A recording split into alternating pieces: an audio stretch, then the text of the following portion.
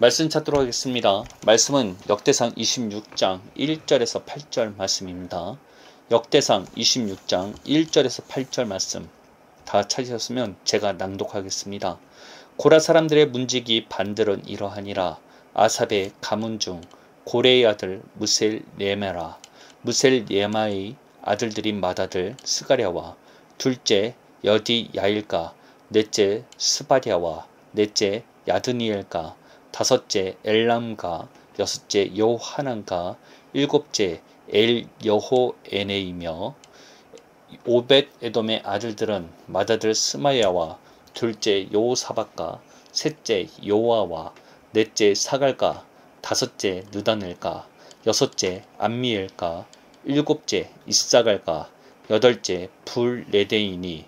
이는 하나님이 오벳 에돔에게 복을 주셨습니다. 그의 아들 스마야도 두어 아들 낳았으니 그들의 조상의 가문을 다스리는 자요 큰 용사라. 스마야의 아들들은 오드니와 르바엘과 오벳과 엘사밧이며 엘사밧의 형제 엘리후와 스마갸는 능력 있는 자이니 이는 다 오벳 에돔의 자손이라. 그들과 그의 아들들과 그의 형제들은 다 능력이 있어 그 직무를 잘하는 자이니 오벳 에돔에게서 난 자가 62명이며. 아멘. 오늘 선포하고자 하는 말씀은 자격 없는 자에게 주시는 영예라는 제목으로 말씀을 선포하고자 합니다. 오늘 본문에서는 법궤를 자신의 집에 보관했던 오벳 에돔이 등장하게 됩니다. 그것도 성전의 문지기를 계수하는 부분에서 함께 등장합니다. 다윗은 말년에 자신의 왕위를 솔로몬에게 넘겨주고 성전을 짓기 위한 준비를 했습니다. 그 가운데 하나가 성전을 섬길 자들을 뽑는 거였습니다. 어떻게 보면 오늘 본문은 다윗의 성전 준비를 하는 과정 가운데 일부분이라 할 수 있습니다. 그런데 독특하게도 성전 문지기의 계보를 설명하는 과정에서 오벳 에돔이 포함됩니다. 그런데 이것이 문제가 되는 것은 오벳 에돔은 레인이 아닐 뿐 아니라 성전 문지기는 오직 레이 사람만 맡을 수 있다는 것입니다. 민수기 1장 51에서 53절은 이와 같이 말하고 있습니다. 성막을 운반하는 때에는 레인이 그것을 걷고 성막을 세울 때에는 레이인이 그것을 세울 것이요 외인이 가까이 오면 죽을지며 이스라엘 자손은 막사를 치되 그 진영별로 각각 그 진영과 군기 곁에 칠 것이나 레이는 증거의 성막 사방에 진을 쳐서 이스라엘 자손의 회중에게 진노가 임하지 않게 할 것이라. 레이는 증거의 성막에 대한 책임을 지킬지니라 하셨습니다. 또한 성경에서 오벳 에돔이 첫 등장할 때 그를 가드 사람이라 소개하였습니다. 역대상 13장 13절 말씀을 읽어드리겠습니다.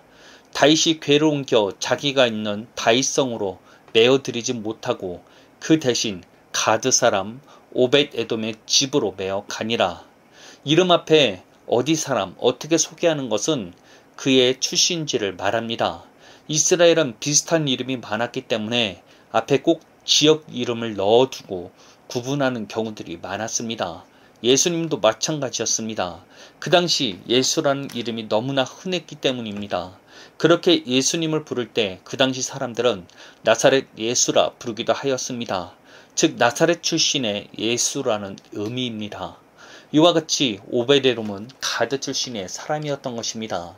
다윗이 나라를 다스릴 당시에 다윗을 따르는 이방인 출신들이 많았습니다.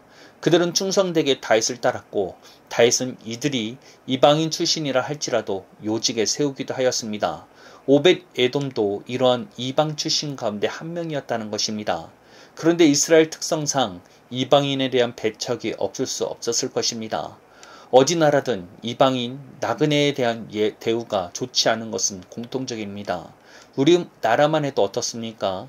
중국인이나 특히 피부가 까만 계열의 이주민들에 대한 차별이 명백히 존재합니다.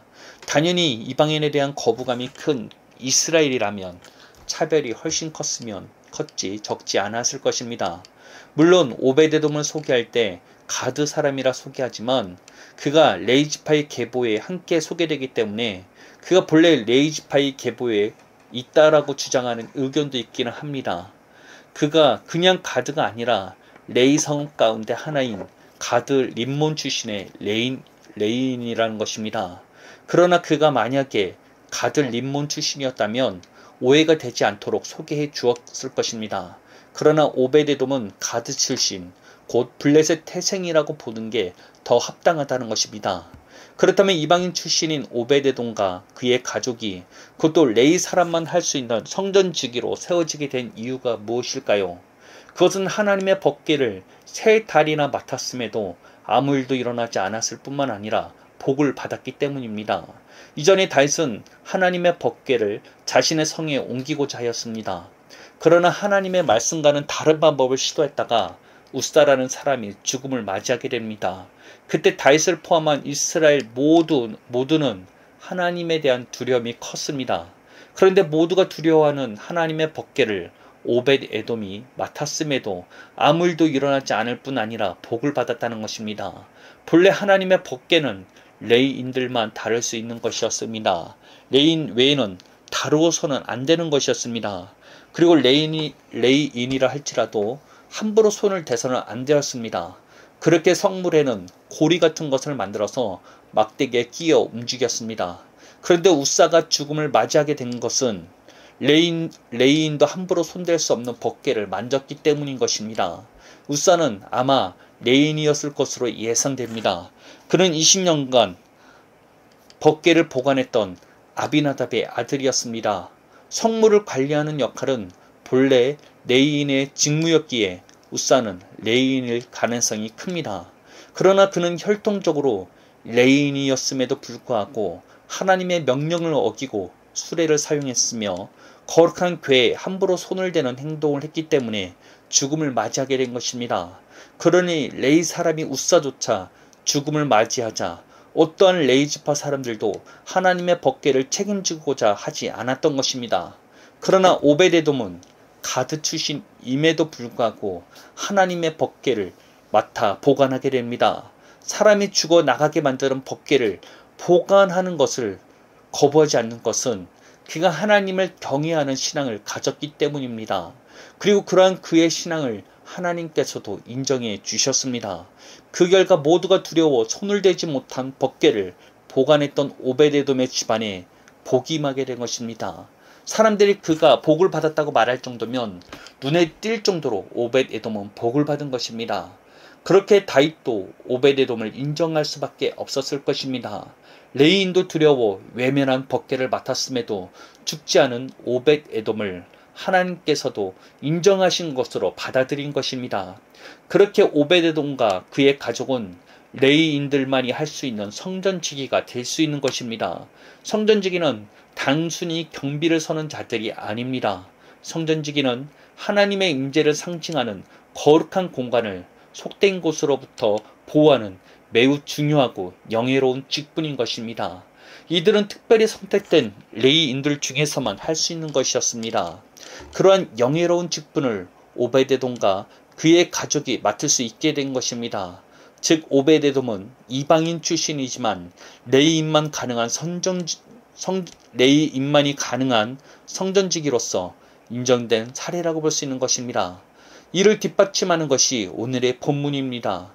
레위 지파의 계수를 하는 과정에 오벳에돔의 집안을 포함시킨 것입니다. 즉 역대기 저자는 그가 비록 이방인 출신이라 할지라도 레위 지파와 동일하게 인정해 주게 된 것입니다. 이를 통해서 우리는 하나님께서 자신을 찾고 진심으로 섬기는 자들을 절대 내치지 않으신다는 것입니다. 하나님을 찾는 자들을 영예롭게 할 뿐만 아니라 자신의 구원 사역에 동참시켜 주신다는 것입니다. 사실 이방인임에도 불구하고 하나님의 중요한 구원 사역에 동참된 사람들은 성경에 자주 언급됩니다. 여리고 기생이었던 랍은 어떠했습니까? 그녀는 가나안 땅 여리고에 살던 기생이었습니다. 이스라엘과는 적대 관계에 있던 가나안 족속이었습니다. 그런 태생을 가지고 있었지만 랍은 여호수아가 여리고 정복을 앞두고 보낸 2명의 정탐꾼을 목숨을 걸고 숨겨주었습니다.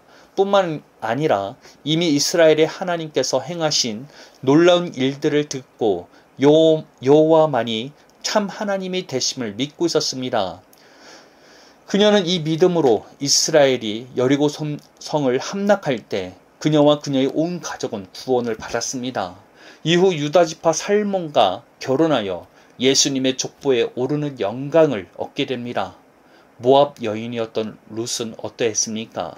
흉년을 피해 모압으로 이주해온 이스라엘 가정의 며느리가 되었으나 남편을 잃고 과부가 되었습니다. 그럼에도 그녀는 자신의 고향에 남지 않고 나오미를 따라 베들레헴에 오면서 이와 같이 고백했습니다. 어머니의 백성이 나의 백성이 되고 어머니의 하나님이 나의 하나님이 되시리니 라는 유명한 신앙 고백을 했습니다. 그 결과 낯선 땅에서 시어머니를 본향하던 그녀의 신실함은 보아스의 눈에 띄었고 결국 그와 결혼하여 훗날 다윗 왕의 증조 할머니가 됩니다.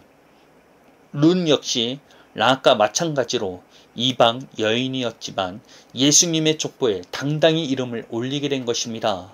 로마의 백부장이었던 고넬료는 어떠했습니까? 그는 신약시대 이스라엘을 식민 통치하던 로마 군대의 백부장이었습니다. 그는 이방인이었지만 하나님을 경외하고 항상 기도하며 가난한 사람들을 돕는 경건한 사람이었습니다. 하나님께서는 그런 고넬료의 기도를 들으시고 천사를 보내 베드로를 불러오게 하셨습니다. 당시 유대인들은 이방인과 교제하는 것을 꺼렸지만 하나님께서는 환상을 통해 베드로를 깨우치시고 고넬료에게 가게 하셨습니다.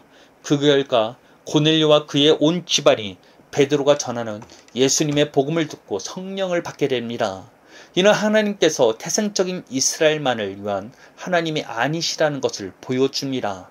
이는 하나님께서 태생적인 이스라엘만을 위한 하나님이 아니라 것을 보여주는 부분인 것입니다. 어떠한 태생을 가지고 있다 할지라도 하나님을 섬기고자 하는 모든 자들의 하나님이 되어 주신다는 것입니다. 그리고 우리 또한 이와 같은 자들이라는 것입니다. 우리 역시 이스라엘 백성이 아닐 뿐 아니라 하나님을 대적하는 여타 다른 이방 족속과 다를 바가 없는 자들이었다는 것입니다. 그럼에도 불구하고 우리는 예수님을 믿음으로 하나님의 계보에 들어가게 되었습니다. 하나님의 자녀가 되는 건세를 누리게 되었다는 것입니다. 얼마나 놀라운 영예와 사랑을 받은 것입니까? 우리가 그러한 존재들이라는 것입니다. 내 스스로의 모습이 어떻게 비치더라도 우리는 하나님께서 약속하신 말씀을 붙잡아야 합니다. 예수님을 믿고 있지만 계속해서 죄에 굴복하는 스스로를 원망하시고 계십니까? 죄의 굴레에서 절대 벗어날 수 없다고 생각하십니까? 결코 그렇지 않다는 것입니다. 우리가 비록 죄에 굴복한다 할지라도 하나님의 자녀가 된 우리의 놀라운 지혜는 박탈되지 않는다는 것입니다. 하나님께서는 자신이 하신 약속을 절대 번복하지 않으십니다. 이는 예수님을 한 번 믿었으니 구원은 따놓은 당상이라는 말을 하고자 하는 것이 아닙니다. 하나님의 신실성을 믿고 말씀대로 붙잡으라는 것입니다. 비록 내가 죄에 굴복하는 것 같고 승리하지 못한다 할지라도 내가 하나님의 자녀이며 그의 놀라운 사랑과 유업을 받고 있다는 사실을 놓치지 말라는 것입니다. 내가 누구인지 확실하게 할 때, 그리고 새 언약의 약속을 믿을 때 절대 이길 수 없는 죄에서 우리는 승리하게 되기 때문입니다. 믿음만이 우리를 의인의 삶을 가능하도록 만듭니다. 믿음만이 하나님께서 허락한 구원을 우리가 누리게 살게 만들게 된다는 것입니다. 믿음만이 하늘에 있는 것이 땅에 이루어지도록 할 수 있다는 것입니다. 눈에 보이는 것보다, 그리고 스스로의 판단보다 하나님의 말씀을 믿으시길 바랍니다. 믿음의 싸움을 하시기 바랍니다. 믿음의 싸움은 주변의 핍박 속에서 끝까지 자신의 신앙을 붙잡는 것만이 아닙니다. 진짜 믿음의 싸움은 내 판단, 내 생각이 아닌 하나님의 말씀을 끝까지 믿는 것입니다. 당장 닥쳐오는 상황이 어떠할지라도 말씀대로 생각하고 말하고 행동하는 데까지 이루고자 고군분투하는 게 믿음의 싸움이라는 것입니다. 진짜 믿음이 무엇인지를 깨달으시길 바랍니다. 우리가 하나님의 놀라운 은혜로 하나님의 계보에 들어가게 된 것을 믿으시길 바랍니다. 어떠한 죄인이랄지라도 하나님을 찾고자 하는 자들을 절대 내치지 않을 뿐만 아니라 복 주시는 하나님을 바라보시길 바랍니다. 기도하겠습니다. 하나님 감사합니다. 우리가 오벳 에돔을 통해서 하나님의 은혜를 바라보았습니다. 우리의 태생이 어떠하다 할지라도 우리는 예수 그리스도를 통해서 하나님의 계보에 들어가게 되었습니다. 새로운 피조물이며 하나님의 자녀가 되는 놀라운 권세를 누리고 있는 것이 우리의 실체입니다. 당장의 상황, 환경이 어떠해 보일지라도 그것에 휘둘릴 것이 아니라 말씀으로 바라볼 수 있는 우리를 되기 원합니다. 우리가 얼마나 존귀한 존재이며 사랑받고 있는지를 알아 깨닫게 하여 주옵소서. 이 시간 이 말씀을 듣는 모든 자들에게 하나님이 허락하여 주시는 믿음이 무엇인지 알게 하여 주옵시고 구원의 은혜를 누릴 수 있는 놀라운 하나님의 축복이 이 가운데 있기를 기도합니다. 예수님의 이름으로 기도합니다. 아멘.